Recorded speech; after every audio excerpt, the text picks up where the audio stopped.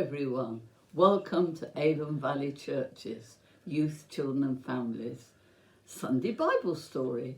My name is Jan and this naughty little madam is called Susie. You've met her before. We love her to bits, but believe you me, she's very mischievous.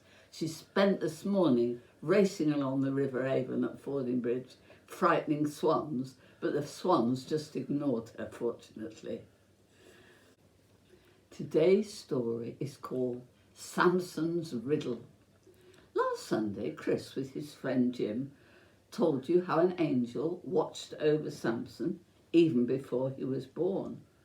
Well, that angel continued to watch over him as he was growing up. You may also remember that the angel set him a golden rule. He must never ever, under any circumstances, get a haircut. And when he was older and his beard started to grow, he was never to shave his beard. But he grew up very tall and big and strong. Oh my, with his long hair and beard, he looked a bit wild. But everyone recognised him as Samson.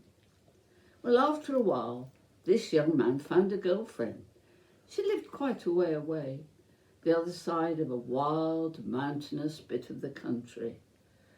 There were many sheep, steep-sided valleys running through this rough country, and many fierce wild animals. But Samson didn't mind. He was used to travelling alone.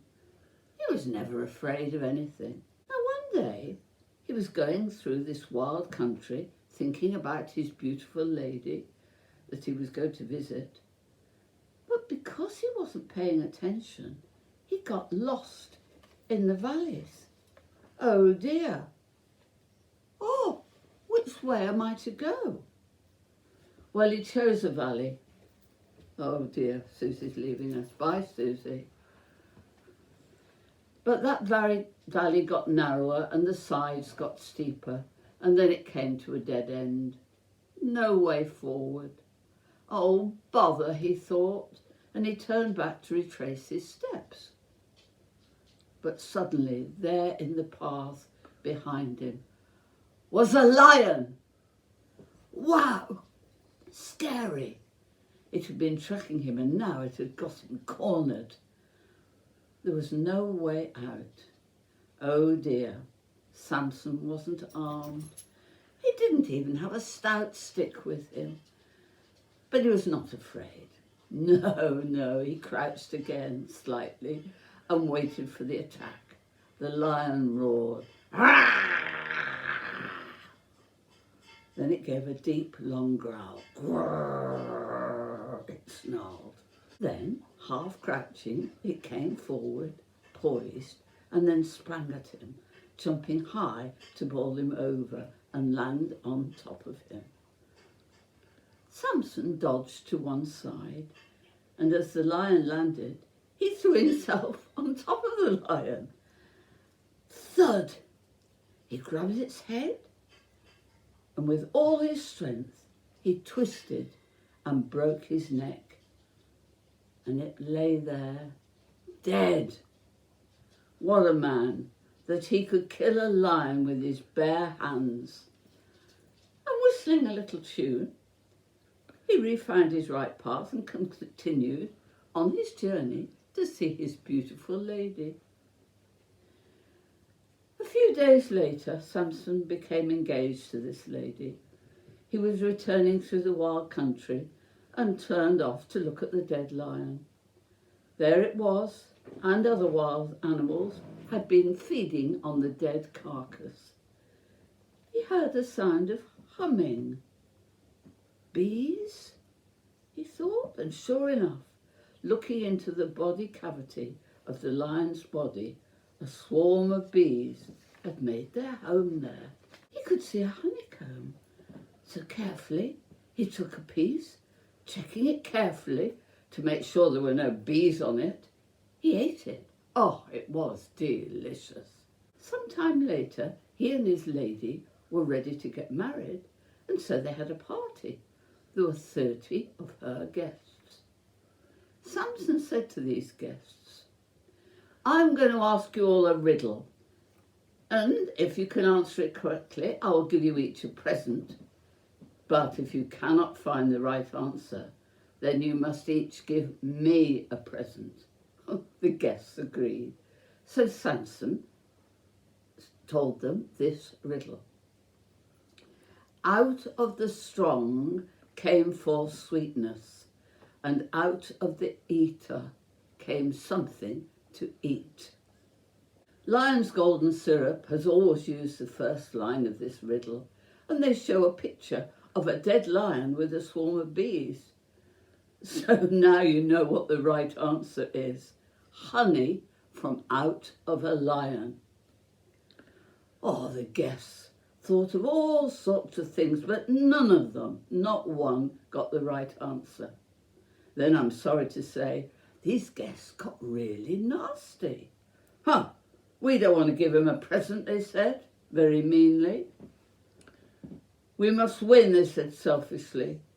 So they went to Samson's girlfriend and said to her, you must tell us the answer to the riddle, or we will burn your father's house down. So she went to Samson and said, darling, do tell me the answer to the riddle. No, he said, or your guests might force you to tell them. Oh, please, she said. No, he remained firm. Then she got into a furious temper with him, but he still wouldn't tell her. Oh, then she went to him in tears. She cried, she sobbed, she wailed.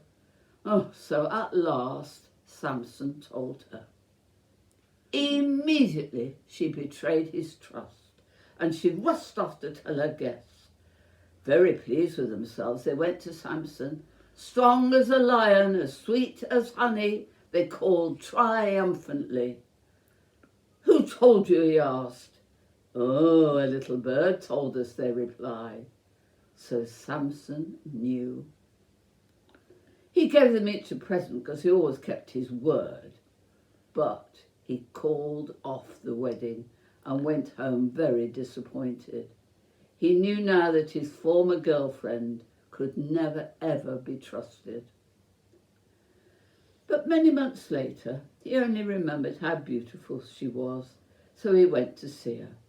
But guess what? As soon as he'd left her, she married one of those wicked guests. Then Samson realised that although she was beautiful to look at, inside she was really rather horrid. He'd had a fortunate escape. He realised he'd learnt an important lesson. Judge beauty by what someone is and does, not by their looks. Well, this is the end of the story, and next week Granny Marianne will tell you about how Samson became a great leader of his people. I'm sorry Susie didn't stay with us. She got bored. But she might come and say goodbye if you're lucky. Susie, come and say goodbye. Come on, sit there. Right. Say bye-bye. Wave your little paws. Say goodbye. Right. Bye-zy. Bye, everybody. Thank you for joining us.